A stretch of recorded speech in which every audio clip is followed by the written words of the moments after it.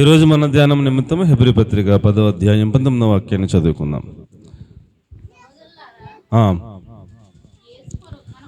యేసు ప్రభు మన కొరకు ప్రతిష్ఠించిన మార్గము అనగా నూతనమైనది. చాలమ్మ. ఏ మార్గం అండి ఇది? ప్రతిష్ఠించిన మార్గము అంటే ఏంటో మనకు అర్థమవుదని, అనగా ఈ మార్గము నూతనమైనది అన్నాడు అండి. ఏంటంట నూతనం అని మనం ఆత్మీయంగా ధ్యానం చేస్తూ ఉంటే ఎన్నో విషయాలు చెప్తున్నాడు పరిశుద్ధాత్మదేవుడు అండ్ రోజుకో విషయం చెప్తున్నారు కదా అండ్ ఇప్పుడు ఈ రోజున నూతన బుద్ధి కలిగి మనం ఈ యొక్క ప్రతిష్ఠించిన మార్గంలో వెళ్ళాలి అన్నాడు. ఏం బుద్ధి అంటే నూతనమైన బుద్ధి. చెప్పండి, అందరూ చెప్పండి. నూతనమైన బుద్ధి.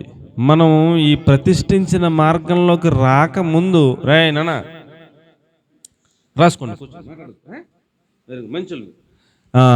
ఈ ప్రతిష్ఠించిన నూతనమైన ఈ మార్గంలో అండి మనం రోజుకొక మాటను మనం ధ్యానం చేసుకుంటున్నాం. ఈ రోజున నూతన బుద్ధి కలిగి మనం ముందుకి సాగిపోవాలని దేవుని వాక్యం తెలియజేస్తూ ఉంది. చూడండి, యెహెజ్కేలు గ్రంథం 18వ అధ్యాయం 31వ వాక్యాన్ని కనుక మనం చూస్తే, యెహెజ్కేలు గ్రంథం 18వ అధ్యాయం 31వ వచనాన్ని మనం చూసినట్లయితే, నూతన బుద్ధి అన్నాడు యెహెజ్కేలు. అది నిన్న నూతన హృదయం గురించి చెప్పుకున్నాం. ఈ రోజున నూతన హృదయము మరియు నూతన హృదయము తర్వాత ఏంటండి నూతన బుద్ధిని తెచ్చుకోండి. మనమే తెచ్చుకోవాలంట. చాలండి అయ్యారు. ఏం తెచ్చుకోవాలంటే నూతన బుద్ధిని తెచ్చుకోండి అన్నాడు. దేవునికి మంచిగా స్తోత్రం చెప్పండి. హల్లెలూయా. ప్రియులారా, బుద్ధి మనం తెచ్చుకోవాలా ఏమండి? ఎవరు బుద్ధిమంతులు, ఎవరు బుద్ధి లేనోళ్ళు అనేది మనకు అర్థం అవ్వాలా ఏమండి? కాబట్టి మనం కొన్ని మాటలు మనం ఆలోచన చేద్దాం.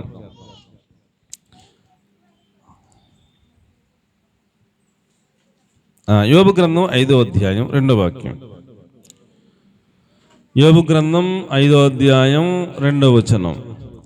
బుద్ధి లేని వాళ్ళు ఎవరంటే అసూయ పరులు, బుద్ధి లేని వాళ్ళంట. ఎవరండి? అసూయ పరులు, బుద్ధి లేని వారు, వారు అసూయ వలన చచ్చెదరు అన్నాడు. బుద్ధి లేని వారు అమ్మా చెప్పగానే తీయాలి ఎవరో ఒకరు. యోబు గ్రంథం 5వ అధ్యాయం 2వ వచనం. చిన్నప్పుడు ఎంత ఉండేవాడిని నేను. లాస్ట్ గారు అలా చెప్తూ ఆ మాట ఇంకా అయ్యేది కదా, టక్ మంది తీసి అందుకునేవాడిని. ప్రాక్టీస్ ఉండాలా, అది చెప్పేప్పటికి చెయ్యి వెళ్ళిపోవాలి, అక్కడికి ప్రాక్టీస్ అయిపోవాలి. అమ్మా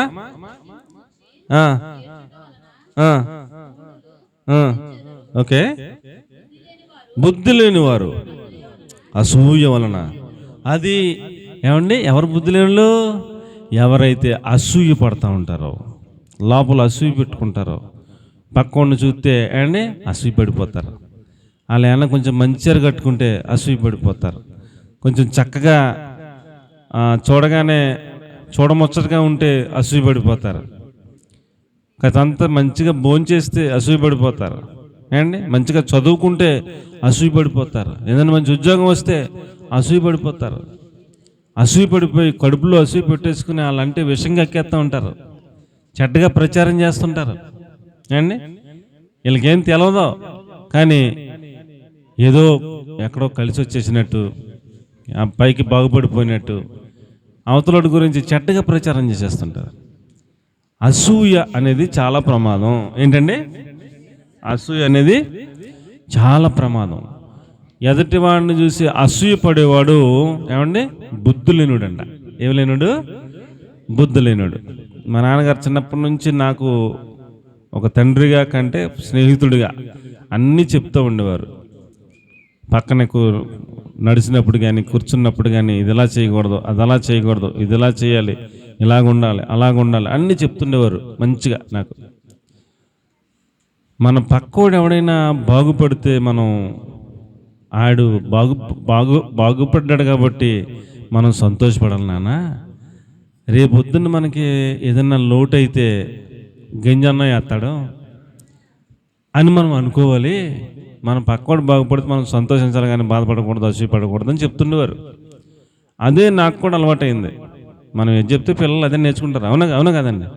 ఈ తండ్రే విషం వేసేస్తాడు అనుకోండి పిల్లల్లో, వాడు బాగుపడిపోతున్నాడరా అని ఎలాగైనా మనం పాడు చేసేయాలే అని విషం వేసేస్తాడు అనుకోండి, ఈడు కూడా అదే అసూయపురంలో పెరుగుతాడు పిల్లవాడు కూడా. కాబట్టి ఎవరు బుద్ధి లేని వాళ్ళు అంటే అసూయ ఎవరిలో అయితే ఉందో వాళ్ళ బుద్ధి లేని వాళ్ళు అండి. ఎవరైతే అసూయ ఉంటుందో వాళ్ళ బుద్ధి లేని వాళ్ళు.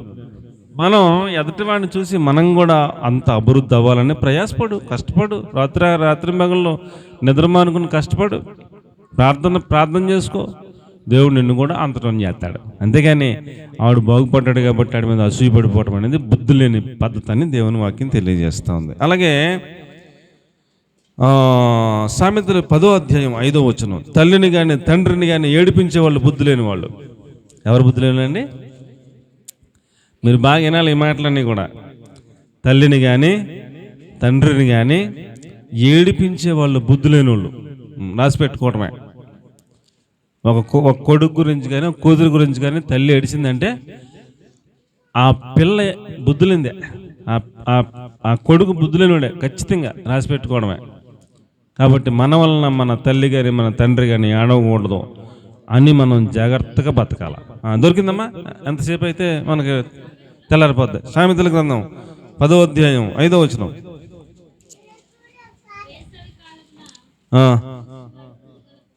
అది సామెతలేనా? 10వ అధ్యాయమేనా? 5వ వచనమేనా? అదే ఉందా? తల్లిని దుఃఖపెట్టేవారు బుద్ధి లేనివారని లేదా? అధ్యాయంలో ఇంకెక్కడుందో చూడండి, ఎత్తకండి, దొరుకుతుంది. పొరపాటు రాసుకున్నట్టున్నాను.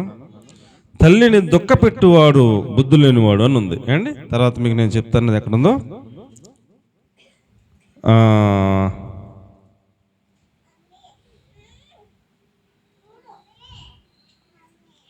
రైట్, చాలు అండి. 2 మాటలు చెప్పాను అండి. ఏం చెప్పాను అమ్మా? ఏం చెప్పాను? తల్లిని తండ్రిని దుఃఖపెట్టేవాడు బుద్ధి లేనివాడు అండి. ఇంకోటి ఏం చెప్పాను? అసూయ పడేవారు, స్త్రీ అయినా పురుషుడైనా, వాళ్ళకేం లేదు, బుద్ధి లేదు. రైట్ అండి. ఇప్పుడు మనం నూతనమైన బుద్ధి కలిగిన వాళ్ళంగా మారిపోవాలి అని మనం నేర్చుకుంటున్నాం. ఏం బుద్ధి అండి? మన బుద్ధి మారిపోవాలా. మన బుద్ధి పాత బుద్ధి ఉండకూడదు, ఇంకా నూతన బుద్ధి కలిగిన వారంగా మనం ప్రతిష్ఠించిన మార్గంలో, నూతనమైన మార్గంలో ప్రయాణం చేయాలి అన్నాడు అండి. ఇప్పుడు మనం బుద్ధి మార్చుకున్న వాళ్ళం అయితే అండి, సామెతల గ్రంథం 15వ అధ్యాయం 24వ వచనం, బుద్ధిమంతుడు పరమునకు పోవు మార్గమున నడుచుకుంటాడు అన్నాడు. మనం బుద్ధిమంతులమైతే మనము జీవ మార్గంలో పరలోకానికి వెళ్ళే మార్గంలోనే నడుచుకుంటామంట బుద్ధిమంతులమైతే. బుద్ధి లేనిమైతే అసూయపడతా ఉంటాం, అమ్మని నన్ను ఏడిపిస్తూ ఉంటాం, ఒరే బయటికి వెళ్ళకరా, తాక్కరా అని చెప్తూనే ఉంటుంది అమ్మ. ఈడు వెళ్తాడు, తాగేసి వస్తాడు, ఏడిపించేస్తాడు, మళ్ళీ ఇంటికి వచ్చి కొట్టేస్తాడు, మళ్ళీ అమ్మని కొట్టేస్తాడు, నాన్న కొట్టేస్తాడు. ఆడి గురించి ఏడుతూ వెళ్ళాం అండి. ఆడంత బుద్ధిహీనుడు ఎవడు ఉండడు, ఆడు పరమునకు పోయే మార్గంలో వెళ్ళాడు అండి. చదువమ్మా సామెతలు 15:24. పాతాళమును తప్పించుకుని బుద్ధిమంతుడు పరమునకు పోవు జీవ మార్గమున నడుచుకుంటూ ఉంటాడు అని చెప్పాడు అండి. పాతాళానికి వెళ్ళే మార్గానికి వెళ్ళడంట బుద్ధిమంతుడు, పరమునకు పోవు మార్గములో ప్రయాణం చేసుకుంటూ పరలోకానికి వెళ్ళిపోతాడంట. కాబట్టి ప్రియులరా, మనం నూతనమైన బుద్ధి కలిగిన వాళ్ళంగా పాతాళానికి వెళ్ళే దారిని వెళ్ళకుండా మనం బుద్ధి మార్చుకుని జీవ మార్గంలో, పరలోకానికి వెళ్ళే మార్గంలో నడుచుకుంటూ వెళ్ళిపోవాలి. దేవునికి స్తోత్రం కలిగిన హల్లెలూయా. ఇప్పుడు బుద్ధిమంతులు ఎవరన్నది కొంతమందిని మీకు నేను జ్ఞాపకం చేస్తాను. దాన్ని బట్టి మనం బుద్ధిమంతులమా కాదా, బుద్ధిమంతులుగా ఉండాలంటే ఏం చేయాలి అనేది మీరు ఆలోచన చేసుకోండి అండి. 1వ సమూయేలు గ్రంథం 25వ అధ్యాయం 33వ వచనం. త్వరగా నాకు తీసి పెట్టాలా?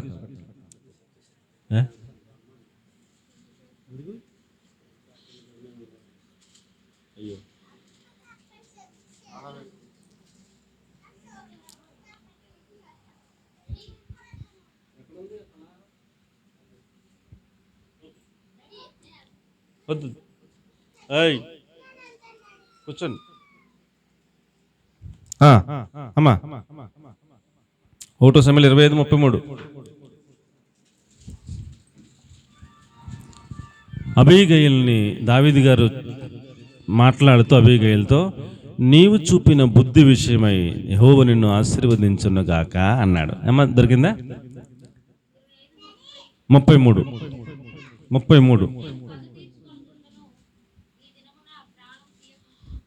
నేను పగ తీర్చుకొనకుండాను, ఈ దినమున ప్రాణము తీయకుండాను నన్ను ఆపినందుకై నీవు ఆశీర్వాదము పొందుదువుగాక.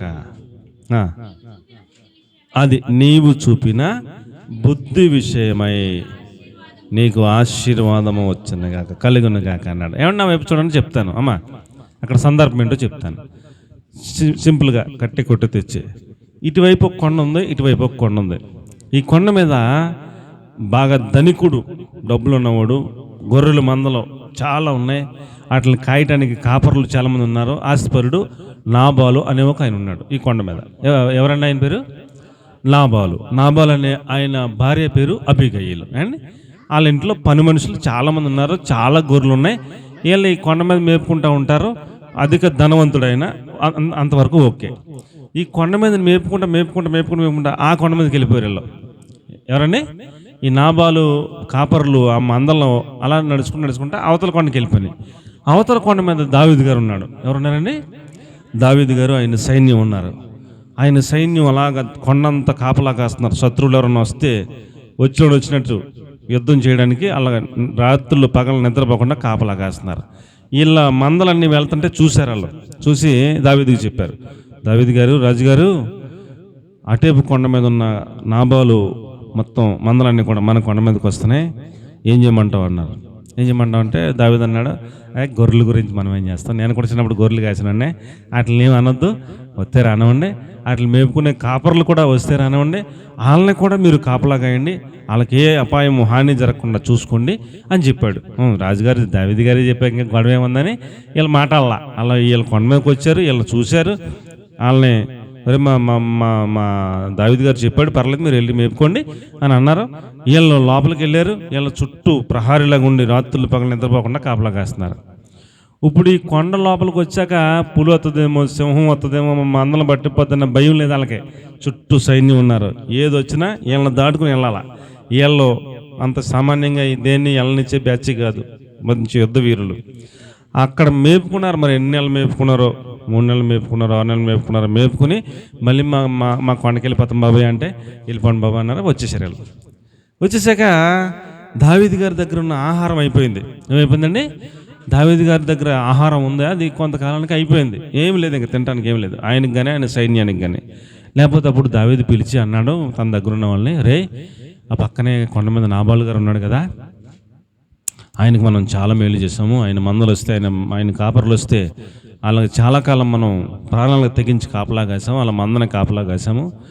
నీ కుమారుడైన దావీదు ఆకలితో అలమటిస్తూ ఉన్నాడు అని ఒక తండ్రిలాగా భావించి, నీ కుమారుడైన దావీదుకి రొట్టెలు ఇమ్మని అడిగాడు, కాస్త రొట్టెలు ఉంటే ఆహారం ఉంటే ఇమ్మని అడిగాడని వెళ్ళి అడగండి అని చెప్పి పంపించాడు. కొంతమందిని పంపిస్తే వెళ్ళి అడిగారు. ఆ కొండ మీద ఉన్న నాబాలు ఉన్న ఆయన్ని అడిగితే అతడు ఏమని సమాధానం చెప్పాడంటే, దావీదు ఎవడు అన్నాడు. అంటే ఈ కాపర్లందరూ వెళ్ళి చెప్పారు, అయ్యా అలాగ అనుకో, ఆ కొండ మీద మహారాజులాగా ఉన్నాడు ఆయన సైన్యం ఉంది, మేము అక్కడికి వెళ్తే ఎన్ని నెలలు మమ్మల్ని కాపాడారు, ఇదంతా జరిగిందయ్యా అంటే, అలా నేను కష్టపడి సంపాదించుకున్న ఆస్తిని ఎవడకో ఇవ్వటం ఏంటి, నేను ఆహారం ఇవ్వను, ఏం చేసుకుంటాడో చేసుకోమని చాలా కఠినంగా, చాలా మూర్ఖంగా, నాబాల్ అంటేనే మోటివాడు అని అర్థం అంట. దానికి తగ్గట్టుగా సమాధానం చెప్పాడు. సమాధానం చెప్తే వీళ్ళు వచ్చి ఇలా అన్నాడయ్యా అని చెప్పారు. దావీదు కోపం వచ్చింది. ఇంకా మనం మేలు చేస్తే మనం ఏమడిగాం? ఆస్తి అడిగామా, అంతస్తు అడిగామా, ఆహారం అడిగాం. ఆహారం ఎత్తాక అంత కఠినంగా మాట్లాడా. తెల్లవారి లోపల నాబాను కానీ, నాబాలు ఇంట్లో పురుషుడు ఎవడన్నా బతుకుంటే నేను దావీదునే కాదని కత్తేసుకుని గుర్రకి బయలుదేరిపోతే వచ్చేస్తున్నాడు. ఇంకా వచ్చేస్తుంటే ఈ వార్త ఈ కాపర్లు ఉన్నారు కదా, నాబాలు కాపర్లు, వాళ్ళకి అర్థమైపోయింది. వాళ్ళు ఈ నాబాలకు చెప్పినండో వేస్ట్ అని అమ్మగారి దగ్గరికి వెళ్ళిపోయారు. అమ్మగారి దగ్గరికి వెళ్ళిపోయి, అమ్మగారు ఇలాగ ఇదంతా జరిగింది, ఆయన కత్తేసుకొచ్చేస్తున్నాడు. తెల్లారి లోపల నీ భర్త ఉండడు, మేము ఉన్నాం, మొత్తం పురుషుడు అనేవాళ్ళు ఎవరు లేకుండా చంపేస్తాడు, ఆయనకి ఎదురుబడి నిలబడి గెలిచిబడి ఎవడు లేడు, రాజులు వెళ్ళిపోతున్నారు ఆయనకి అని చెప్తే వెంటనే ఆమె అంజూర పాడలు సిద్ధపరచమని చెప్పి ఆజ్ఞాపించింది. సిద్ధపరిచారు. ద్రాక్షరసం సిద్ధపరచమని ఆజ్ఞాపించింది, సిద్ధపరిచారు. రొట్టెలు సిద్ధపరచమని ఆజ్ఞాపించింది, రొట్టెలు సిద్ధపరిచారు. ఆవిడ తేగలిగిన అన్ని సిద్ధపరిచి చక్కగా అన్ని ఏర్పాట్లు చేసి ఆవిడ వాహనం ఎక్కి వచ్చేస్తుంది. ఈయన ఇలాగొచ్చాడు, ఇవిడ ఇలాగొచ్చింది. అంత దూరంలో దైవం తీసి ఇవిడ దిగిపోయి ఎదురెళ్ళి సాష్టాంగం పడిపోయింది. ఇలా కింద ఇలా సాష్టాంగం పడిపోయింది అనమాట.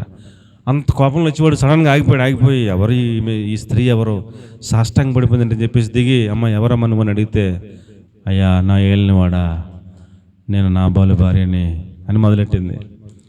నాబాలు తప్పును క్షమించయ్యా, నా తప్పును కొయ్యా అని మొదలుపెట్టి ఆ భర్త తప్పుని ఈమె తప్పులాగా ఒప్పుకొని, నేను మీకు ఆహారం తీసుకొచ్చాను, అంజూర పడలు తీసుకొచ్చాను, ద్రాక్ష రసం తీసుకొచ్చాను, అయ్యా నా భర్త తప్పు నా తప్పుని అంగీకరించి ఈ కానుక తీసుకోయ్యా, ఈ ఆహారం తీసుకోయ్యా అని బతిమిలాడితే, చంపేద్దామని ఉగ్రుడై వచ్చిన దావీదు కోపం చల్లారిపోయి కత్తి లోపలెట్టేసి అప్పుడు చెప్తున్నాను అనమాట, నీవు చూపిన బుద్ధి విషయమై యెహోవా నిన్ను ఆశీర్వదించును గాక అని అవి తీసుకుని వెనకెళ్ళిపోయాడు అనమాట.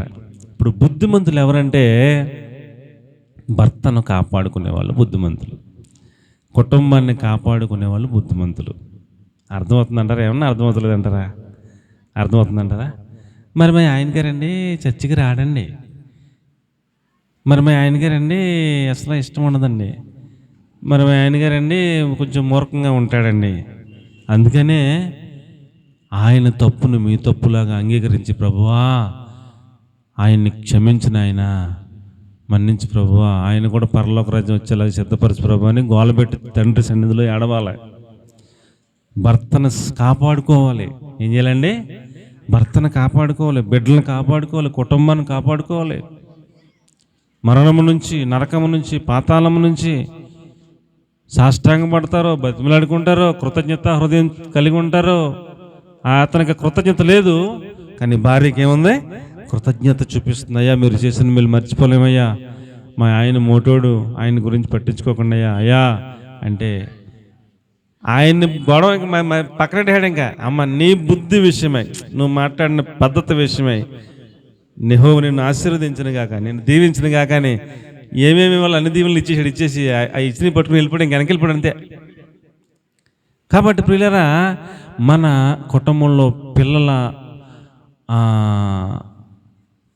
చెడ్డ పనులను బట్టి, మన భర్త చేసినటువంటి పాపాలను బట్టి దేవుని ఉగ్రత మన కుటుంబం మీదకి రాకుండా, దేవుని ఉగ్రత మన ఇంట్లోకి రాకుండా, ఏదైనా వచ్చాక బాధపడే కంటే ఉగ్రత రాకముందే, ప్రభువా నా భర్త కొంచెం చెడ్డగానే ఉంటాడు, కొంచెం పాపం పనులు కూడా చేస్తున్నాడు, ప్రభువా క్షమించిన, ఆయన మన్నించి ప్రభువా, కాపాడు ప్రభువా, రక్షించి ప్రభు అని భార్య కృతజ్ఞత హృదయంతో భర్త పాపాలు, బిడ్డల పాపాలు భార్య ఒప్పుకుని ప్రభు పాదాల దగ్గర కన్నీటి ప్రార్థన చేయగలిగితే, సాష్టాంగ పడగలిగితే వాళ్ళని కూడా నువ్వు కాపాడుకోగలుగుతావు.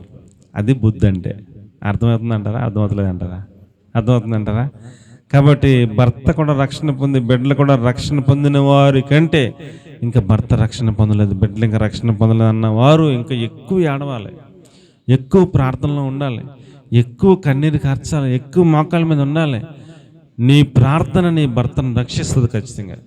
నీ ప్రార్థన నీ భర్తనే రక్షిస్తుంది ఖచ్చితంగా, అనుమానం ఏం లేదు. పెద్ద పెద్ద గజ్జి దొంగలే మారిపోయారు. ఎన్నో సాక్ష్యాలు మీరు వినే ఉంటారు.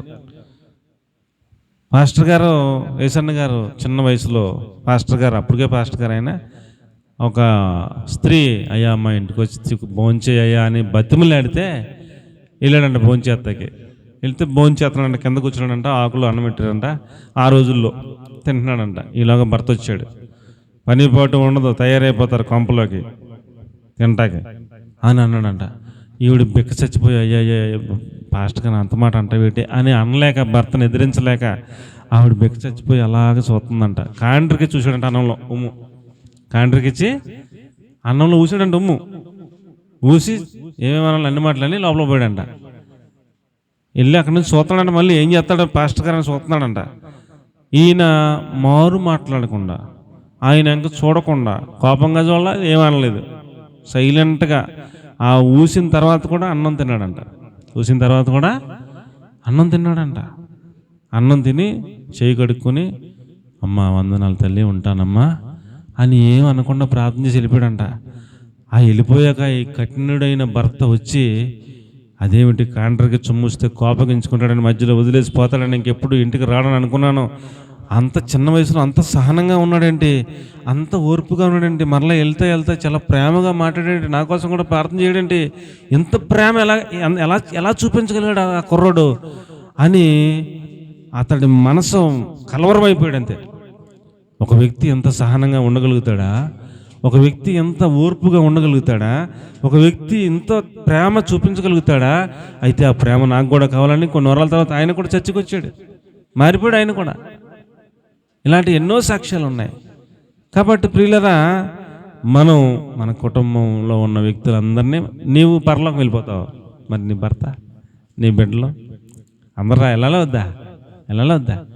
కాబట్టి దేవుని ఉగ్రత మన కుటుంబం మీదకి రాకుండా, దేవుని యొక్క ఆయన యొక్క శిక్ష తీర్పు మన కుటుంబం మీదకి రాకుండా మనం దేవుని సన్నిధిలో ఏం చేయాలి? పాపాలన్నీ, మన కుటుంబ సభ్యులందరి పాపాలను ఒప్పుకోవాలి. దానియేలు మొత్తం ఇశ్రాయేలు అందరి పాపాలు ఆయన ఒప్పుకున్నాడు. ఎజ్రా అందరి పాపాలు ఆయన ఒప్పుకున్నాడు. భక్తులందరూ మీరు చదువుకుని బైబిల్, ప్రభువా మేము మా ప్రజలము దుర్మార్గులము, ఈయన కూడా కలిపేసుకుని పాపులము, క్షమించి ప్రభువు, మన్నించి ప్రభువు అని ప్రార్థన చేసి ప్రాధేయపడి కన్నీరు గారిస్తే దేవుడు వాళ్ళ ప్రార్థన విని సరేనన్న పోల్ని వదిలేసానులే, క్షమించాలే అని దాకా ఏడిసి ప్రార్థన చేశారు. అలాగే మనం కూడా ఉంటే మనం బుద్ధిమంతులు. అర్థమవుతుందంటారా, అర్థమవుతుందంటారా? అండి ఇంకెక్కువ చెప్పలేను, టైం అయిపోతుంది. తర్వాత 1 రాజులు 3వ అధ్యాయం 7వ వచనం 12వ వచనం. సొలొమోను రాజు ఉన్నాడు. కొన్ని వందల లక్షల మంది ప్రజలేమో ఇశ్రాయేలు ఉన్నారు. సొలొమోను ఏమో చిన్నపిల్లాడు. ఆ సొలొమోన్ని రాజుగా కూర్చోబెట్టారు. ఇంత విస్తారమైన ఈ ప్రజలకు న్యాయం తీర్చుటకు నాకు అంత జ్ఞానం లేదు ప్రభో, నాకు ఈ ప్రజలను పరిపాలించడానికి కావలసిన బుద్ధి వివేకములు కావాలి నాయనా అని అడిగాడు ప్రార్థన చేసి మోకాళ్ళ మీద ఉండి. దేవుడు మురిసిపోయి, యేసు ప్రభు నీ శత్రువుల ప్రాణాలు అడగలేదు, ఐశ్వర్యం అడగలేదు, అంతస్తులు అడగలేదు, ధనం అడగలేదు, బంగారం అడగలేదు, నాకు బుద్ధి అడిగావు, శబాష్ బిడ్డ, నీకు బుద్ధి వివేకాలతో పాటు ఐశ్వర్యము ఘనత అన్ని చిత్రం తీసుకొని ఇచ్చేసాడు. ఏమండి? కాబట్టి ప్రియులరా, మనము బుద్ధి కోసం అడగాలి. ఏమడగాలండి ప్రార్థనలో? ప్రభువా నాకు బుద్ధిని, ప్రభువా నా బిడ్డలను ఎలా పెంచుకోవాలో బుద్ధిని, ప్రభువా నా భర్తను ఎలాగ రాబట్టుకోవాలో బుద్ధిని, ప్రభువా నా కుటుంబాన్ని ఎలాగ నెగ్గుకు రావాలో బుద్ధిని, ప్రభువా నేను సంఘంలో సహవాసంలో నేను న్యాయంగా ఎలాగ తీర్పులు చెప్పాలో, ఏదైనా సమస్య వచ్చినప్పుడు నాకు బుద్ధిని ప్రభువా అని మనం బుద్ధి కోసం దేవుని సన్నిధిలో ప్రార్థన చేసుకోవాలి.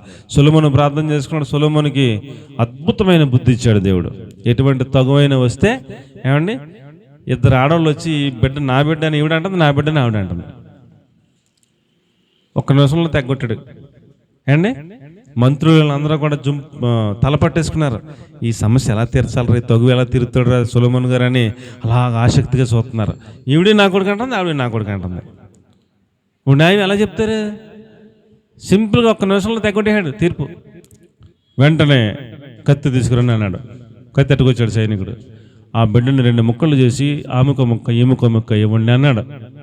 అంటే నిజమైన తల్లి ఉంటుంది కదండి, ఆ నిజమైన తల్లి అందే వెంటనే మోకాళ్ళ మీద పడిపోయి, రాజా రాజా ఆగండి, మీరు చెప్పినట్టుగా బిడ్డను 2 ముక్కలు చేయొద్దు, ఆ బిడ్డను ఆవిడకి ఇచ్చేయండి బాబు అంది. ఆవిడ అందే, ఆ బిడ్డను 2 ముక్కలు చేయండి, నాకు ముక్క ఆవిడకు ముక్క ఇవ్వండి అని ఆవిడ అంది. ఇప్పుడు ఎవరు సొంత తల్లి ఈయన చెప్పేశాడు. ఆవిడ బిడ్డను 2 ముక్కలు చేయొద్దు కదా, ఆవిడే సొంత తల్లి, ఆవిడకి ఇచ్చాడు బిడ్డ అన్నాడు. ఆశ్చర్యపోయారు అంతే మొత్తం మంత్రులు, పెద్ద పెద్ద మేధావులు, జ్ఞానులు అందరూ కూడా. ఇంత ఒక్క నిమిషంలో తెగొట్టాడురా, ఇంత జ్ఞానం ఎక్కడదరా, ఇంత బుద్ధి ఎక్కడదరా మన కుర్రోడుగా, ఎవరు తల్లు నిమిషంలో చెప్పేశాడు, తేల్చేశాడు గొడవ అని ఆశ్చర్యపోయారు అనమాట అండి. అంత బుద్ధి దేవుడు ఇచ్చాడు. ఎటువంటి సమస్యనైనా ఇట్టే తెగొట్టేస్తాడు అనమాట. అంత జ్ఞానం ఇచ్చాడు. మనకి ఏదైనా సమస్య వస్తే ఓ రాత్రులు పగలు మనం బుర్ర పాడు చేసుకుంటాం.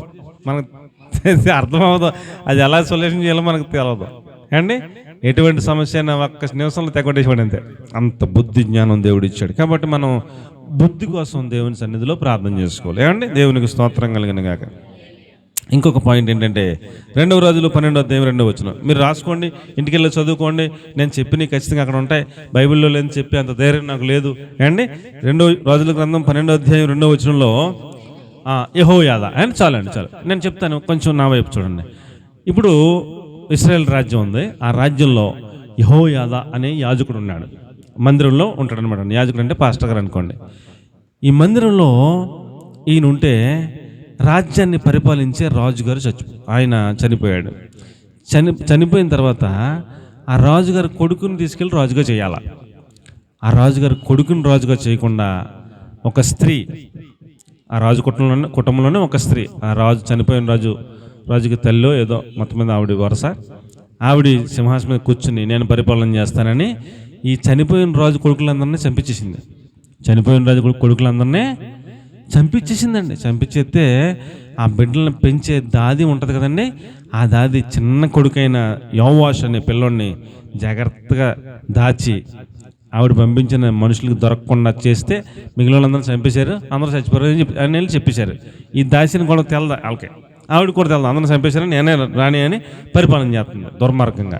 ఈ కుర్రోడిని జాగ్రత్తగా ఈవిడ తీసుకొచ్చి ఈ పాస్టర్ గారికి మందిరంలో అప్పచెప్పేసింది.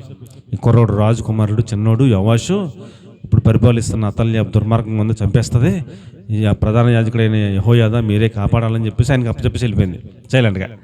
ఈయన 7 సంవత్సరాలు వచ్చేదాకా పెంచాడు మందిరంలో. ఎన్ని సంవత్సరాలు అండి? 7 సంవత్సరాలు వచ్చేదాకా పెంచాడు. 7 సంవత్సరాలు పూర్తవగానే సైన్యానికి ఎక్కేసాడు. ఇతడు మన రాజకుమారుడు, ఇతడికి నేను పట్టాభిషేకం చేస్తాను, సింహాసనం పట్టురండి, ఇక్కడే మందిరంలోనే కూర్చొని పరిపాలన చేస్తాడు అని చెప్పేసి మీరు సైన్యం లైన్లో ఉండండి, ఒకవేళ అతల్య వస్తే నేను ఏం చేయాలో చెప్తాను అని చెప్పేసి మొత్తం ఏర్పాట్లు చేశాడు, అభిషేకం చేశాడు, రాజుగా ప్రతిష్ఠించాడు. రాజు చిరంజీవి యోగను కాక అందరూ అంటున్నారు. అతల్య దూరం నుంచి విని ఏంటి తేడా వినపడుతున్న స్వరమని దగ్గరికి వచ్చి ద్రోహం అనగానే అప్పుడు యెహోయాదా చెప్పాడు, ప్రధాన యాజకుడు చెప్పాడు, ఆమెను మందిరం దగ్గర చంపకూడదు, ఆమెను పలానా చోటకు తీసుకెళ్ళి అక్కడ చంపేయండి అంటే అక్కడ దాకా తీసుకెళ్ళి అక్కడ చంపేశారు. ఆవిడ గొడవ అయిపోయింది. ఇప్పుడు ఈ కుర్రోడు 7 సంవత్సరాల కుర్రోడు సింహాసనం ఎక్కువ కూర్చున్నాడండి. ఇంత పెద్ద సామ్రాజ్యాన్ని పరిపాలన చేయాలా. ఆ రాజు దగ్గరికి ఏ సమస్య వచ్చినా రాజ్యంలో ఎన్నో సమస్యలు ఉంటాయి. ఏ సమస్య వచ్చినా ఆ కుర్రోడు చిన్న కుర్రోడైనా రాజుకు చెప్పుకుంటారు మొత్తం వచ్చిన వాళ్ళందరూ. ఈ పక్కనే ఉంటాడు ప్రధాన యాజకుడు. ఈ చిన్న కుర్రోడు వాళ్ళు చెప్పిందంతా విని మీరు రేపు రండి, నేను రేపు మీకు న్యాయం చెప్తాను అని ఈయన చెప్పమని వాడు అలాగా ఈ కుర్రోడు చెప్పేవాడు. అలా వెళ్ళిపోయేవారు, మళ్ళీ రేపు వచ్చేవారు. అలా వెళ్ళిపోయాక అయ్యా ఈయన తండ్రి లాంటాడు అనమాట. ఈయన ఎవరో యెహోయాదా ప్రధాన యాజకుడు ఎవరో తండ్రి లాంటాడు. అయ్యా ఏం చేయమంటావు ఈ సమస్యకనే అని వెళ్ళి అడిగేవాడు.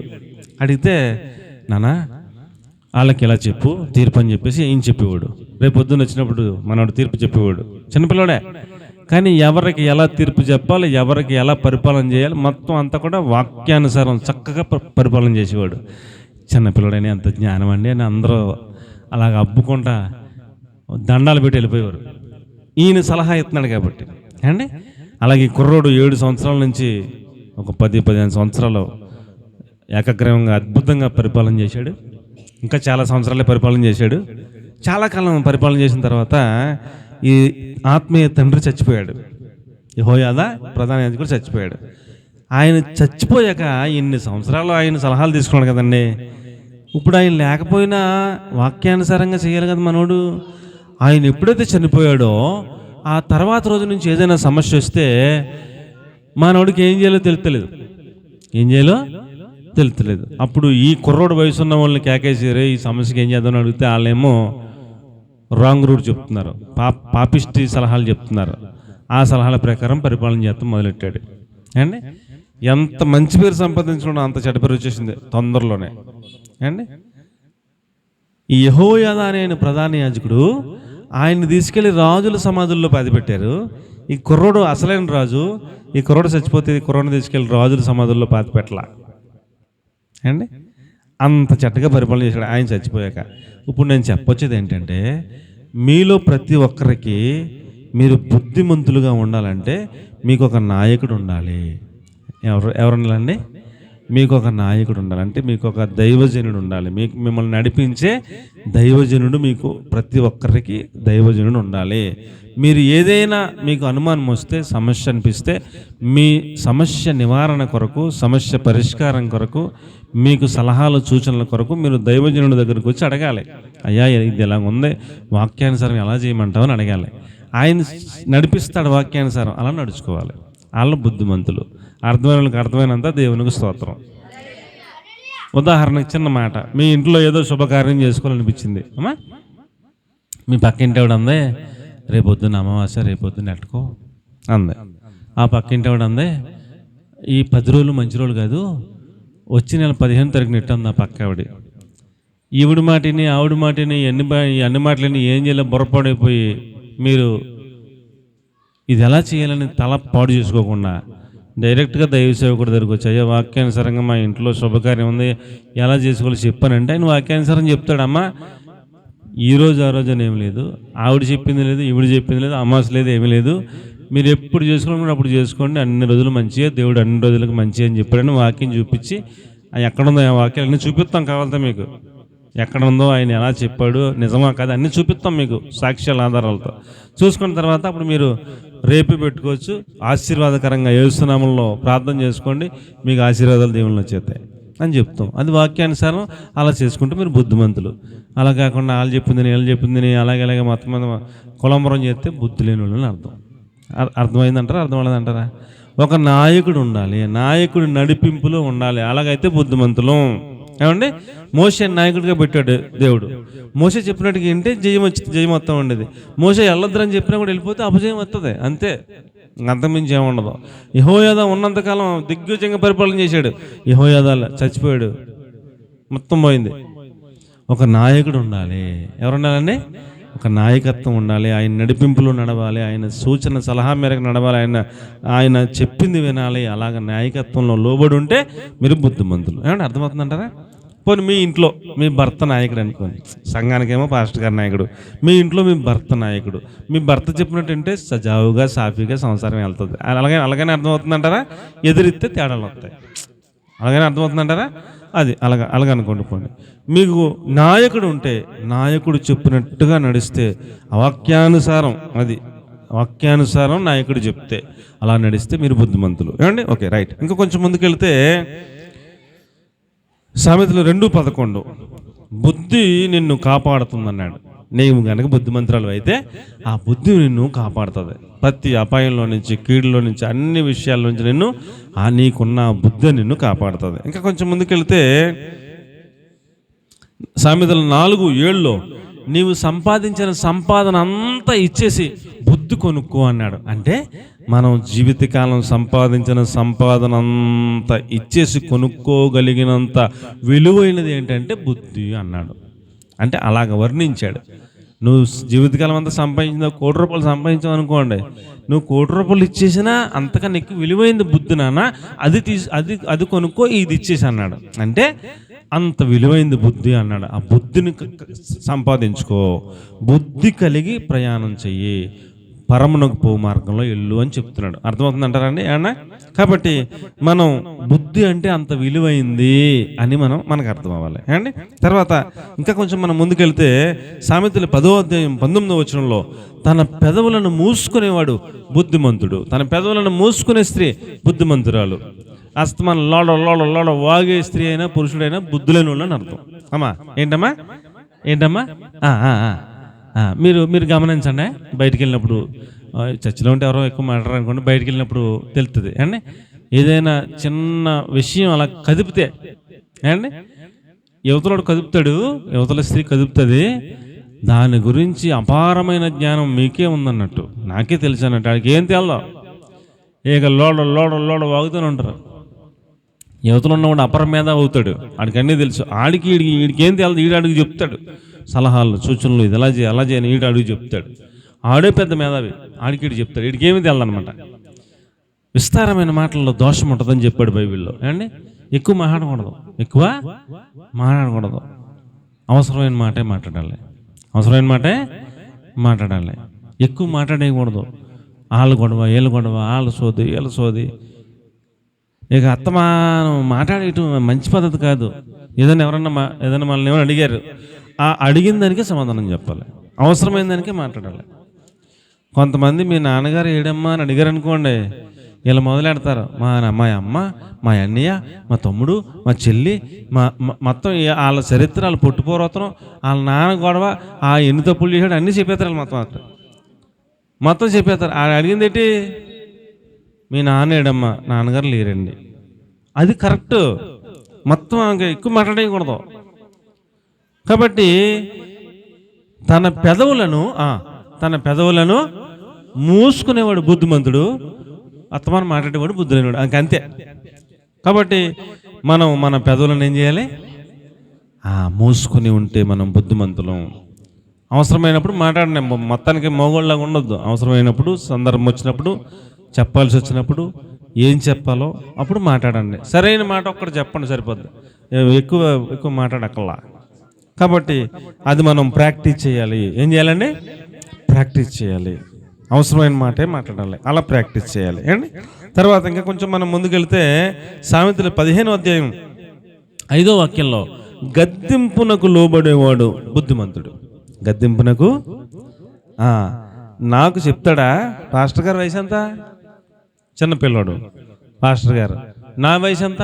నేను పెద్ద సీనియర్ని, 30 ఏళ్ళ నుంచి సంఘానికి వెళ్తున్నాను. నాకు బోధ చేస్తాడా పిల్లగాడు? ఏం తెలిసి పిల్లగాడికే నన్ను గద్దించేంత తోడా అని చాలా ఇదిగా మాట్లాడుతుంటారు చాలామంది. వాక్యం చెప్పే స్థానంలో ఉన్న ఆయన చిన్నపిల్లడా, పెద్దోడా, మొదరా, లేత అన్నీ అనవసరం. వాక్యం చెప్పటానికి అభిషేకించబడి వచ్చినటువంటి వ్యక్తి ఎవరైనా వాక్యం చెప్పడానికి నిలబడినప్పుడు ఆయన చెప్పడు, ఆయనలో ఉండి పరిశుద్ధాత్మ దేవుడు మాట్లాడతాడు. ఆ నడిపింపుకు లోబడాలి. ఆయన నోట నుంచి గద్దింపు వస్తే గద్దింపుకి ఏం చేయాలి? లోబడాలి. గద్దింపుకు లోబడను నేను అని అంటే వాళ్ళ బుద్ధి లేని అర్థం. హలో, బుద్ధి లేని అర్థం. అంతకుమించి ఏం లేదు. కాబట్టి మేము సేవకుల మీటింగ్లకి వెళ్తుంటాం, లేకపోతే ఎక్కడైనా ప్రార్థనలకు వెళ్తుంటాం. చిన్నపిల్లలు ఎవరో ఒకరికి అవకాశం ఇస్తారు ఆరాధన చేయమని. ఆరాధన చేయడానికి నుంచుని అందరూ నిలబడండి అంటాడు ఆ కుర్రుడు. పెద్ద పెద్ద పాస్టర్లు అందరూ ఏం చేస్తారా? పెద్ద పాస్టర్లు, 60 సంవత్సరాలు ఉన్న పాస్టర్లు అందరూ అక్కడ మైక్ పట్టుకున్న కుర్రోడు చిన్నపిల్లడైనా అందరూ నిలబడి దేవుణ్ణి ఆరాధన చేద్దాం అన్నాడంటే అందరూ నిలబడతాం. నిలబడ్డాక మళ్ళీ అంటాడా పిల్లడు, చేతులు ఎత్తుదాం అంటాడు. ఏట్రా నువ్వు చూస్తే చిన్న పిల్లోడు ఏంటో చేతులు ఎత్తమంటే అనకూడదు. చేతులు ఎద్దాం అనగానే చేతులు ఎత్తాలా, చేతులు ఎత్తి ఆరాధన చేద్దాం, స్తోత్రాలు చెబుదాం అంటాడు. స్తోత్రాలు చెప్పాలా, ఆయన ఏం చెప్పమంటే చెప్పాలా, ఆయన అలా నడిపిస్తా, అలా నడవాలా, నడిపింపుకి లోబడాలా. నేను పెద్ద పాస్టర్, నేనేం ట్రైనింగ్ ఇచ్చినాడికి నాకు చెప్తా, అలా ఉండకూడదు. గద్దింపుకి లోబడాలి. ఏదైనా గద్దించినప్పుడు వాక్యానుసారం అయితే లోబడాలి, సరి చేసుకోవాలి. అలాగైతే బుద్ధిమంతులు. సరి చేసుకోకపోతే బుద్ధిమంతులు కాదు. సరి చేసుకునే వాళ్ళని చాలామందిని నేను చూశాను, ఎదిరించే వాళ్ళని చాలామంది నేను చూశాను. వాళ్ళ జీవితంలో నష్టపోయారు, అవి కూడా చూశాను. ఏమండి? గద్దింపుకు లోబడే వాళ్ళు ఆశీర్వదింపబడతారు. దేవునికి స్తోత్రం కలిగినగా వాళ్ళు బుద్ధిమంతులు అన్నాడు. ఏమండి? ఇంకా బుద్ధిమంతుల గురించి చెబితే కనుక దానియేలు గ్రంథం 4వ అధ్యాయం 36వ వచనంలో మీరు తర్వాత చదువుకోండి. అమ్మ నేను చెప్తాను, వినండి. అండి, నెబుకద్నెజర్ అనే రాజు ఉన్నాడు. ఎవరండి? నెబుకద్నెజర్ అనే రాజు ఉన్నాడు. నెబుకద్నెజర్ అనే రాజు 127 సంస్థానాల మీద చక్రవర్తిగా ఉన్నాడు. ఏంటండి 127 సంస్థానాలు అంటే ఇంచుమించు ప్రపంచానికి రారాజు అనమాట అండి ఆయన. ఆ రోజుల్లో 127 దేశాల మీద చక్రవర్తి అనమాట అండి. ఈ మొత్తం ప్రపంచానికి అతనే కింగ్. అతను తన మనసులో అనుకున్నాడంట, ప్రపంచంలో ఉన్న దేశాలన్నీ కూడా నా చేతిలో ఉన్నాయి, నేను మహారాజుని, చక్రవర్తిని.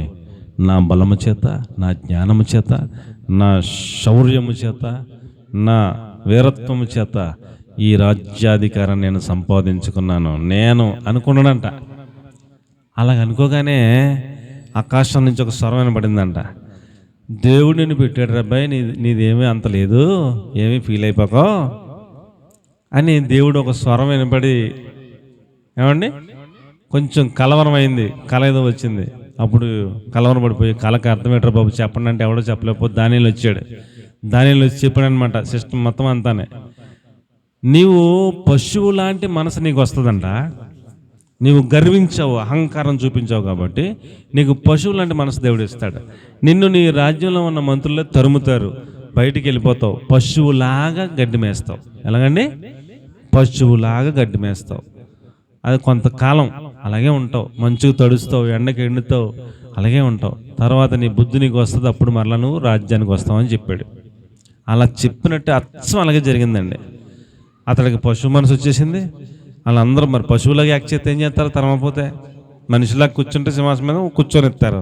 పశువులాగా ఇలాగ 2 చేతులు ముందెట్టి 2 కాళ్ళు ముందెట్టి పశువులాగా నడుస్తుంటే, పశువులాగా చూస్తుంటే, పశువులాగా యాక్ట్ చేస్తుంటే ఏం చేస్తారు? బయటకు తొలేశారు. తొలిస్తే బయటకు వచ్చేసాడు. గడ్డి ఉన్న కాడికి, గడ్డిని కాడికి వచ్చేసి అక్కడే ఉన్న మంచు పడుతున్న తొడుతున్నాడు. ఏమండి? ఎండకే ఎండుతున్నాడు, పశువులాగా గడ్డి తింటున్నాడు, అక్కడే ఉంటున్నాడు. ఈ మంత్రులు అందరూ చూస్తున్నారు ఎంతకాలం ఇలాగ ఉంటాడని. కొంతకాలం అయిన తర్వాత అతడి బుద్ధి అతడికి వచ్చిందంట. ఏమొచ్చిందంటండి? నేనే అనుకుంటే నీ బుద్ధి లేనివాడు, నా ప్రభు ఈ స్థానంలో పెట్టాడు అనుకుంటే బుద్ధి ఉన్నవాడు. ఇంకెక్కువ చెప్పలేను, ఇదంతా చెప్తే టైం బోలంత అయిపోద్ది. ఏమండి? ఏమైనా అర్థమైందంటారా? ఏమండి? ఏమైనా అర్థమైందంటారా? నేను కాబట్టి ఈ బిల్డింగ్ కట్టాను, నేను కాబట్టి 4 పిల్లలను పెంచాను, నేను కాబట్టి ఇది చేశాను, నా జ్ఞానం, నా తెలివి, నా శౌర్యం, నా యొక్క వీరత్వం, నేను లేకపోతే ఏమీ లేదు, మా ఆయన ఉత్తిదే డమ్మి, నేనే మొత్తం అంతా నడిపించాను కథ అని స్త్రీలు అనుకుని, మా ఆవిడ వల్ల ఏం లేదు, నేనే మొత్తం అంతా చేశానని పురుషుడు అనుకుని, మనం గర్విస్తే, అహంకారం చూపిస్తే, నా యంత్రుడు ఎవరు లేడు అనుకుంటే, అందరూ వేస్ట్గా లే, నేనే సూపర్ అనుకుంటే, నువ్వు బుద్ధి లేనుడు. ఏం లేనుడు అండి? బుద్ధి లేనుడు. నువ్వు ఎంత స్థితికి వెళ్ళిపోయినా, ఎంత గొప్పడు అయిపోయినా, నువ్వు చాలా ఉన్నతమైన స్థితికి వెళ్ళిపోయినా, దానియేలు 127 సంస్థానాలు అంటే 127 దేశాల మీద 3 అధికారులను పెట్టాడంట నెబుకద్నెజరు. ఆ 3లో పైకుచ్చిలో దానియేలు కూర్చున్నాడు. అంటే నెబుకద్నెజరు తర్వాత పోస్ట్ ఎవరిదే? నెబుకద్నెజరు తర్వాత పోస్ట్ ఎవరిది? సెకండ్ పొజిషన్ ఎవరిదండి? దానియేలుదే. ఇప్పుడు 127 దేశాల్లో, రాజ్యాల్లో ఎవరికి ఏ పని చేయాలన్నా ఆ ఫైల్ వస్తే దానియేలు సంతకం లేకపోతే ఏం పని అవ్వదు. అంత రేంజ్లో కూర్చున్నాడు దానియేలు. ఆ దానియేలు నెబుకద్నెజరు పిలిచి మాట్లాడుతున్నప్పుడు దానియేలు ఏమంటాడు తెలుసా? అయ్యా, నేను అంత తెలివైనవాడిని కాదు, నాకు అంత ఏమీ లేదు, మీరు ఆ కలభావం చెప్పాలంటే నా వల్ల కాదు. రాజు అంటున్నాడు, నీ వల్ల అవుద్దని అందరూ చెప్తున్నారు, నువ్వు దేవతల ఆత్మను కలిగిన వాడు అని చెప్తున్నారు, నువ్వే చెప్పాలని పొగుడుతుంటే దానియేలు అంటాడు, అయ్యా అది నా వలన కాదు, ఎటువంటి మర్మమునైనా కలభావనైనా చెప్పగల దేవుడు ఆకాశం ముందు ఒక ఆయన ఉన్నాడు, ఆయన చెబితే నాకేమన్నా తెలియజేస్తే తమకు చెప్తానయ్యా, నా దగ్గర ఏం లేదు బాబా అని తను తగ్గించుకుని 127 సంస్థానాల మీద మొదటి పైకుర్చీలో కూర్చున్నవాడు ఏ రకం మాట్లాడుతున్నాడండి? నాకేం తెలదు బాబా, ఆకాశమందు దేవుడు ఒక ఆయన ఉన్నాడు, ఆయనకి వేడుకుంటాను, ప్రార్థన చేసుకుంటాను, ఆయన తెలియజేస్తే చెబుతానయ్యా, నాకేం తెలదు బాబు అని తను తగ్గించుకుని దేవుణ్ణి హెచ్చించి, ఆయన కృప, ఆయన కనికరం, ఆయన ఇలా కూర్చోబెడితే కూర్చున్నాను, నా దగ్గర ఏమి లేదు, నా వలన ఏమి కాదు, నేను అంత సమర్థును కాదని తను తగ్గించుకుని దేవుని మహింపరిచాడు. అలాగైతే బుద్ధి ఉన్నట్లు లెక్క. నీకేమైనా అర్థమవుతుందంటారా? ఎవరైనా వచ్చి మీరు చాలా బాగా వంటలు వండుతారండి, మీరు ఉన్నట్టుగా అసలు ఎక్కడ నేను అలాంటి టేస్ట్ నేను చూడలేదండి, చాలా అద్భుతంగా వండుతారండి పొగిడేస్తున్నారనుకోండి, మరి మీరు అప్పుడు ఏం చెప్పాలా? మీరు ఏం చెప్పాలి అప్పుడు? ఏం చెప్పాలండి? మరి చిన్నప్పటి నుంచి నేర్చుకున్నాం, మరి నా చేత్తో ఏదోడినా అలాగే ఉంటుంది, మరి చెయ్యి అలాంటిది మరి అని ఇంకా మీరు మొదలెట్టారనుకోండి, బుద్ధి లేని వాళ్ళు అయిపోతాం. నిజమే, మీరు చాలా బాగా వండుతారు, అందులో అనుమానం లేదు, ఆయన చెప్పిందంతా నిజమే. కానీ మీ నోట్లోంచి రావాల్సిన మాట, అయ్యా నాదేముందయ్యా, ప్రభు కృప, ఆయన కనికరం, నాదేం లేదు బాబా, నన్ను అలా కనకండి, దేవుడు కృపండి అని దేవుని గనపరిచి మనల్ని మనం తగ్గించేసుకుంటే బుద్ధి ఉన్నట్టు లెక్క. ఎక్కడికైనా వాక్యం చెప్తే రమ్మంటే వెళ్తాను నేను. వాక్యం అయిపోయాక ఆమె అనగానే అందరూ అయ్యి బాబాలే చెప్పారండి, ఎంత అద్భుతంగా చెప్పారండి వాక్యం, ఇలాగ ఎప్పుడు ఎవరు చెప్తూ వినలేదండి, చాలా చాలా బాగా చెప్పారండి అని అందరూ అగగలు ఆడిపోతుంటే, దేవుని కృపండి బాబు, నాకేం తెలదండి బాబు అని అంటాం, నేర్చుకోవాలా, అది కరెక్ట్ విధానం. వాళ్ళు అలాగనగానే ఇలాగ లిగిపోయి మరి అన్నం అనుకోండి, అంతే అయిపోయినట్టే. కాబట్టి బుద్ధిమంతులైతే ఏం చేస్తారండి? గర్వం ఉండదు. బుద్ధిమంతులైతే ఏముండదండి? గర్వం ఉండదు, అహంకారం ఉండదు. తను తాను ఎంత పెద్దోడైపోయినా తగ్గించుకుంటాడు. నాదేం లేదు బాబా, దేవుని కృప, ఆయన మాట్లాడతాడు, నేను ఉత్తిని అలాగొచ్చి నుంచుంటాను అంతే, ప్రభు మాట్లాడతాడు, ఆయనకే మహిమ, నాకేం అన్నీ తగ్గించుకుంటే బుద్ధిమంతులు. అర్థమైందంటారా ఏమండి? అలాగే మనం సిద్ధపడాలి. అలాగైతే మనం జీవ మార్గంలో వెళ్తున్నాం అన్నట్లు లెక్క. అహంకారం సాతానికి సంబంధించింది, గర్వం సాతానికి సంబంధించింది. పడిపోవుటకు ముందు గర్వం నడుస్తుంది అన్నాడు. అహంకారమైన మనసు మనల్ని పాడు చేస్తుంది అన్నాడు. ఏమండి? నేనే ఇదంతా సూపర్ అనుకున్నాడు, గడ్డి మేయించాడు. ఏం చేయించాడండి? గడ్డి మేయించాడు. మళ్ళీ కొంతకాలం గడ్డి మేసేటప్పుడు సర్వ ప్రపంచముల మీద దేవాతి దేవుడు ఒక ఆయన ఉన్నాడు, ఆయన తనకి ఇష్టమైన వారికి అధికారాన్ని ఇస్తాడని నాకు అర్థమైంది అని అప్పుడు అతనికి బుద్ధి అతనికి వచ్చిందంట. అప్పుడు దేవుని మహింపరిచి, ప్రభువా నీవు నాకు ఇచ్చావు ఈ అధికారం అని అన్నాడంట. అప్పుడు మళ్ళీ ఆయన మనసు ఆయనకు వచ్చిందంట. అప్పుడు పశువులు ఉన్నవాడు లేచి నుంచి ఎవరు అక్కడ అన్నాడు. అప్పుడు ఆ మిగతా మంత్రులందరూ రేయ్ మళ్ళీ రాజుగారు మళ్ళీ మామూలు మనసు వచ్చేసింది అని చెప్పేసి గబగబ వచ్చి తీసుకెళ్ళి లోపలికి ఈ గోర్లు పెరిగిపోతాయి కదా, గడ్డం పెరిగిపోతాయి, తల పెరిగిపోతాయి, అన్నీ శుభ్రం చేసి రాజవస్త్రాలు మళ్ళీ వేసి మళ్ళీ కూర్చోబెడితే చక్కగా పరిపాలన మళ్ళీ చేస్తున్నాడు. ఏమండి? మనం కూతంతా తల ఎగరేసామనుకోండి, గడ్డి కనిపించేస్తాడు, గడ్డి తినేస్తాం మనం. కాబట్టి గర్వం అహంకారం లేకుండా మనము తగ్గించుకుంటే బుద్ధిమంతులం. ఏమంటే అర్థమవుతుందంటారు ఏమన్నా? అలాగే మనం ఈ యొక్క జీవమునకు పో మార్గంలో మనం వెళ్ళాలని దేవుని వాక్యం తెలియజేస్తూ ఉంది. అలాగే దానియేలు గ్రంథంలోని 12వ అధ్యాయం 3వ వచనంలో ఏమండి, ఎవరైతే ఆకాశమందు జ్యోతుల వలె నిత్యము ప్రకాశిస్తూ అనేక మందిని రక్షిస్తారో వారు బుద్ధిమంతులు అన్నాడు. ఎవరు బుద్ధిమంతులు అండి? మొదటగా భర్త రక్షణ కోసం కన్నీరు గార్చి ఉపవాసాలు ఉండి ప్రార్థన చేస్తే భర్త రక్షణ పడిపోయాడు. తర్వాత బిడ్డల కోసం మొదలెట్టారు, బిడ్డలందరూ రక్షణ పడిపోయారు. తర్వాత ఇంకా ఉంటారు కదా ఈదుల స్నేహితులు, రక్త సంబంధికులు, బంధువులు ఉంటారు కదా, వాళ్ళ కోసం పెట్టుకునే వాళ్ళని. అలాగా మీరు ఒక్కళ్ళు ఒక 10 మందిలో 15 మందిలో రక్షించారనుకోండి, మీరు ఆకాశంలో జ్యోతుల్లాగా వెలుగుతూ ఉంటారంట. మీరు బుద్ధిమంతులు అండి. ఎవరిని రక్షించకుండా, ఎవరి కోసం ప్రార్థన చేయకుండా, ఎవరి కోసం ఉపవాసం ఉండకుండా, ఒక్క ఫలం కూడా కాయకుండా నేను జీవించే ఉన్నాను, నేను కూడా ఒక చెట్టునే అని అనుకుంటే, నేను పరలోకి వెళ్ళిపోతానులే అనుకుంటే అంత బుద్ధిమంతులు ఏం కాదు. కొంచెం ఫలించేలాగా ప్రయాసపడండి, అప్పుడు బుద్ధిమంతులు అని చెప్తున్నాడు. బుద్ధిమంతులు ఎవరంటే తీసారు ఎవరన్నా? 12:3 ఆకాశమందు జ్యోతులను పోలిన వారు అనేక మందిని ప్రభు వైపు ఎవరైతే తిప్పుతారో వారు బుద్ధిమంతులు అన్నాడు. అండ్ తర్వాత చదువుకోండి, కొంచెం నేను ఇంకా ముందుకు వెళ్తాను. అండి మత్తయి సువార్త 25:9 ముగించేస్తాను. ఇంకా అండి ఇంకొక మాట చెప్పి ముగించేస్తాను. మత్తయి 25:9. ఈరోజు లేట్ అయిపోయింది, ఎక్కడికో వెళ్ళాం, కాటవరం ప్రార్థన ఉంటే అక్కడికి వెళ్ళాం, లేట్ అయిపోయింది కొంచెం. బుద్ధి గల కన్యకలు, బుద్ధి లేని కన్యకలు. చాలమ్మా, చాలా ఇంకొద్దురా అమ్మా, నా వైపు చూడమ్మా. బుద్ధి గల కన్యకలు, బుద్ధి లేని కన్యకలు. వీళ్ళిద్దరికి మధ్య ఉన్న తేడా ఏంటంటే, వీళ్ళని కన్యకలు అన్నాడా, వాళ్ళని కన్యకలు అన్నాడు. అంటే వీళ్ళలో పురుషుని ఎరిగిన వాళ్ళు కాదు, వీళ్ళ కూడా పురుషుని ఎరిగిన వాళ్ళు కాదు. వీళ్ళలో భక్తి కలిగిన వాళ్ళే, వీళ్ళలో భక్తి కలిగిన వాళ్ళే. వీళ్ళలో పరిశుద్ధులే, వీళ్ళలో పరిశుద్ధులే. వీళ్ళ ప్రార్థనకు వచ్చేవాళ్ళే, వీళ్ళ ప్రార్థనకు వచ్చేవాళ్ళే. వీళ్ళ మారుమనసు పొందిన వాళ్ళే, వీళ్ళ మారుమనసు పొందిన వాళ్ళే. వీళ్ళ బాప్తిని తీసుకునే వాళ్ళే, వీళ్ళ బాప్తిని తీసుకునే వాళ్ళే. వీళ్ళ జీవ మార్గంలో నడుచుకుంటూ వెళ్తున్నారు, వీళ్ళు కూడా అదే మార్గంలో వెళ్తున్నారు. ఇద్దరు కూడా 2 బ్యాచ్లు కూడా ప్రతిష్ఠించిన మార్గంలో వెళ్తున్నారు, నూతన మార్గంలో వెళ్తున్నారు. అంత ప్రయాణం అంత బాగానే ఉంది. యేసు ప్రభు వస్తాడని ఎదురు చూసే బ్యాచ్ల్లో కూడా ఉన్నారు వీళ్ళందరూ. ఏమండి? వీళ్ళ దగ్గర దిగుట్లు ఉన్నాయి, వాళ్ళ దగ్గర దిగుట్లు ఉన్నాయి. వీళ్ళ దగ్గర దిగుట్లోనే ఉంది, వాళ్ళ దగ్గర దిగుట్లోనే ఉంది. అంటే అసలు ఒక పాపం వీళ్ళలో చేయలేదు, ఒక పాపం వాళ్ళలో చేయలేదు. ఇంకా యేసు ప్రభు వచ్చేస్తాడు, ఆయన స్వరం వినపడితే లోపలికి వెళ్ళిపోతారు, ఇంకా పరలోక రాజ్యంలోకి వెళ్ళిపోతారు అన్న మూమెంట్ వచ్చేటప్పటికి వీళ్ళ దీపాలు ఆరిపోయేలాగా ఉన్నాయంట. వీళ్ళ దీపాలు కూడా ఆరిపోయేలాగా ఉన్నాయి, వాళ్ళ దీపాలు ఆరిపోయేలాగా ఉన్నాయి. ఆరిపోయేలాగా ఉంటే ఈ బుద్ధి గల కన్యకలు అన్నవాళ్ళు ఇంకా నూనె ఎగస్ట్రా ఇంకో దాంట్లో సిద్ధులు నింపుకొని ఎగస్ట్రా పెట్టుకున్నారంట. ఒకవేళ అయిపోతే అప్పుడు ఇంకా ప్రభు రాకుండా ఒకవేళ టైం పడితే ఈ నూనె వేసుకుందాం, దీపం మారిపోకుండా చూసుకుందాం అని ఇంకా కొంచెం ఎగస్ట్రా వేసుకున్నారంట.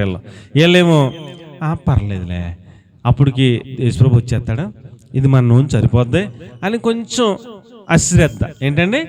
పాపం ఏమి చేయలేదు సుమండి, పాపం ఏమీ చేయలేదు, అస్సలు ఒక్క పాపం, చిన్న పాపం కూడా చేయలేదు. అశ్రద్ధ, ఈ నూనె సరిపోద్ది అన్న అశ్రద్ధ వీళ్ళు వెళ్ళారు.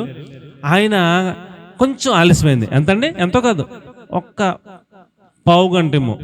వీళ్ళు అనుకున్న సమయానికి ఒక పావు గంట ఆలస్యమై ఉంటుంది. పావు గంటలో దీపం మారిపోతుంది. దీపం మారిపోతే కుదరదు, దీపం వెలుగుతూ ఉండాలి.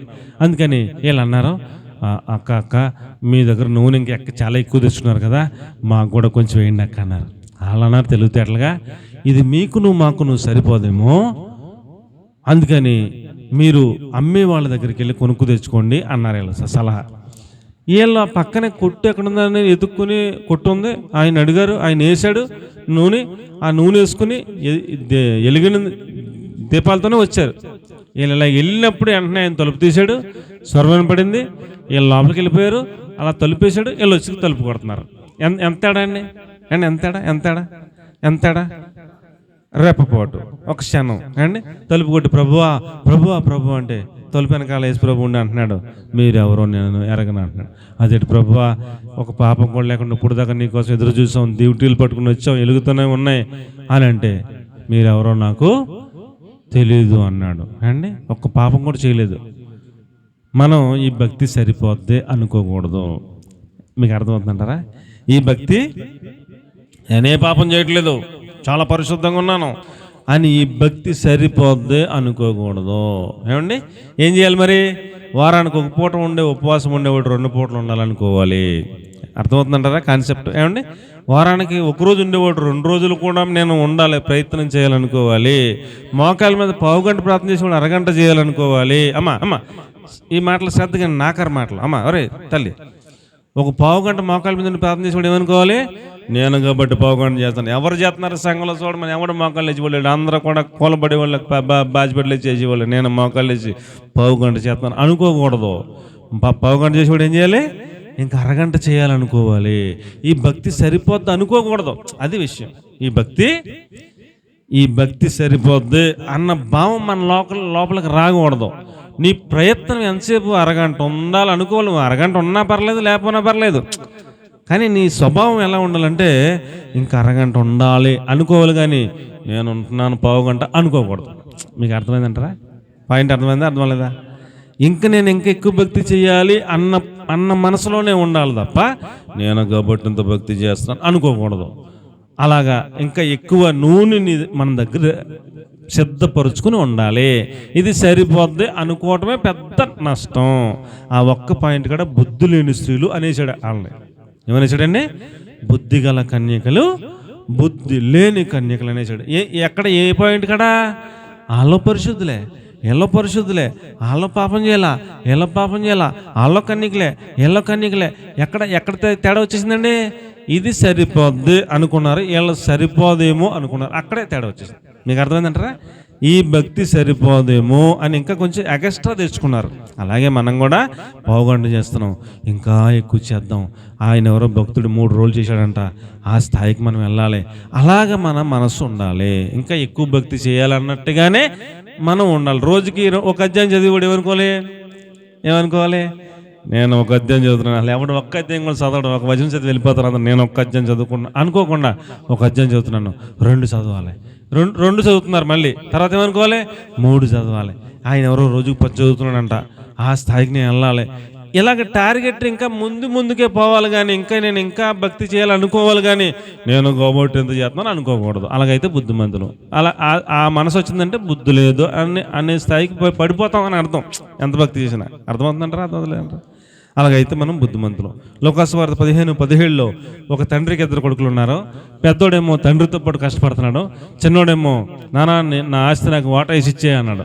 ఇచ్చేయంటే తండ్రి చెప్పాడు, అరే నువ్వు చిన్నపిల్లడు, అప్పుడే వాటాల దాకా ఎందుకు వచ్చిందిరా నీకు, అలాంటి మనసు ఎందుకు వచ్చిందిరా, వాటా ఇవ్వటం ఏంటంటే నువ్వు అన్నీ చెప్పకు నాకు ఏంటి మాట్లాడుతున్నావు, నీ ఆస్తిలో సగం వాటా నాకు వస్తుంది రాదా, 2 కొడుకులు, నా వాటా నాకు లెక్కసి ఇచ్చేయి ఏంటి అని వీడు రివర్స్ అయిపోతున్నాడు, దెబ్బలాడేస్తున్నాడు రోజును.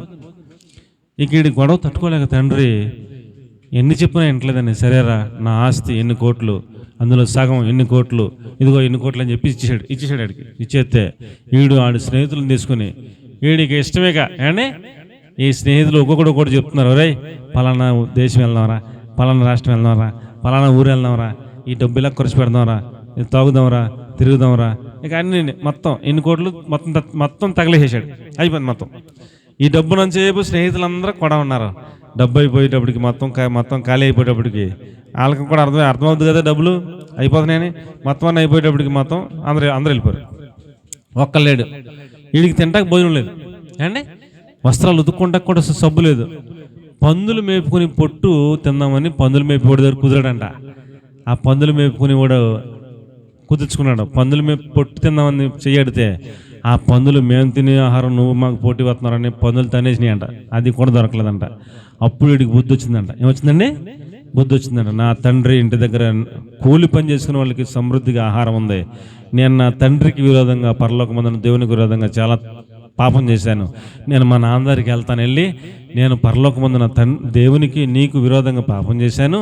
నేను నీ కొడుకుని అనిపించుకుంటాక యోగ్యుని కాదు. నన్ను నీ ఇంట్లో పనుడిగా పెట్టుకున్నాక అంత అన్నం పెట్టయ్యా, నిన్ను తండ్రి అంటకుండా నేను అర్హుడిని కాదని అందం వెళ్ళి అని పశ్చాత్తాపడి వెళ్ళాడంట. వెళ్తే ఆ పశ్చాత్తాపడి వెళ్తామే బుద్ధి వచ్చిందట అర్థం. ఏమొచ్చిందండి?